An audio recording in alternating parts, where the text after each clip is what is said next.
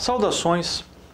Traçaremos aqui um breve comentário da relação e do vínculo de emprego do corretor de imóveis relativamente à novíssima Lei 13.097, publicada aqui dia 20 de janeiro de 2015, o que alterou o artigo 6º da lei original, que era a Lei 6.530, a Lei 6.530 de 78, alterando então o artigo 6º dessa lei, principalmente criando aqui o parágrafo 2º ao parágrafo 4º.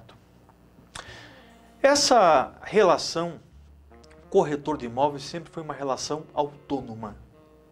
A gente sabe que no contrato de trabalho, quando o empregado alega o vínculo de emprego e a empresa nega, o ônus é dele. Ele tem que trazer o direito constitutivo do vínculo de emprego.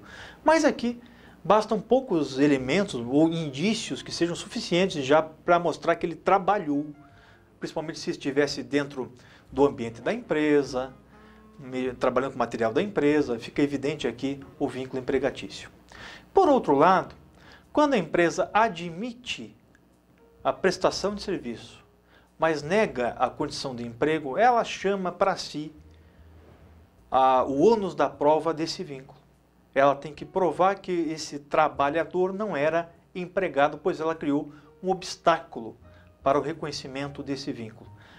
Ele trabalhou, mas era autônomo. Ela que prove.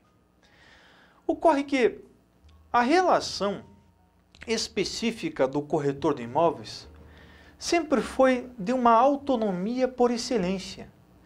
Ele sempre foi considerado autônomo no sentido da palavra, principalmente com registro no CRESSE.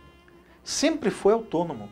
Então, tudo bem, é verdade, o ônus sempre foi da empresa mostrar que ele não era empregado, mas estava sempre presumido que se era corretor de imóveis, ele provavelmente fosse autônomo. E aqui muitas vezes a constatação do emprego, para comprovar principalmente a questão da subordinação, que vai ser aqui o diferencial, se assentava no regime de plantões, a semelhança do que acontece também com os médicos. Então, se havia uma escala de plantão, se poderia faltar, se poderia fazer-se substituir, esse sempre foi aqui um ponto importante nessa situação.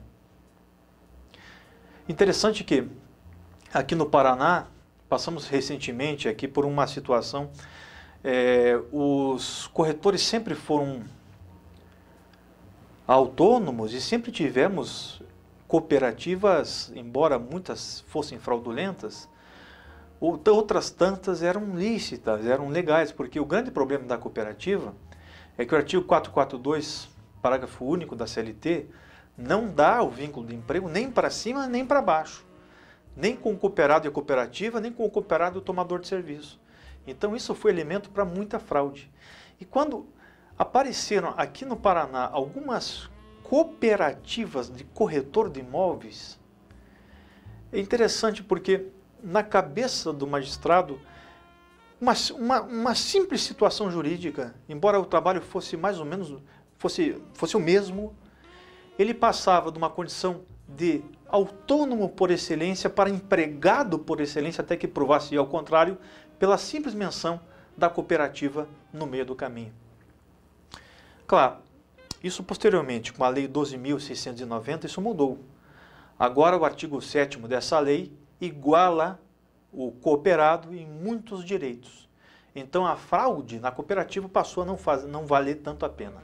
Voltando aqui à questão dos corretores de imóveis, essa alteração do artigo 6º veio no seguinte: agora, o corretor de imóveis pode associar-se a uma ou mais imobiliárias, desde que tenha a chancela sindical, para fazer um regime de colaboração com as imobiliárias.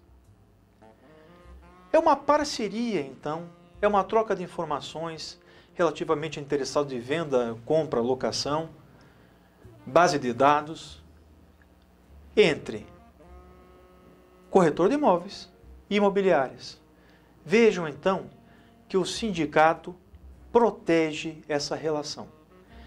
Se era uma relação já autônoma, a chegada do sindicato reforça essa autonomia. Por que eu estou dizendo isso?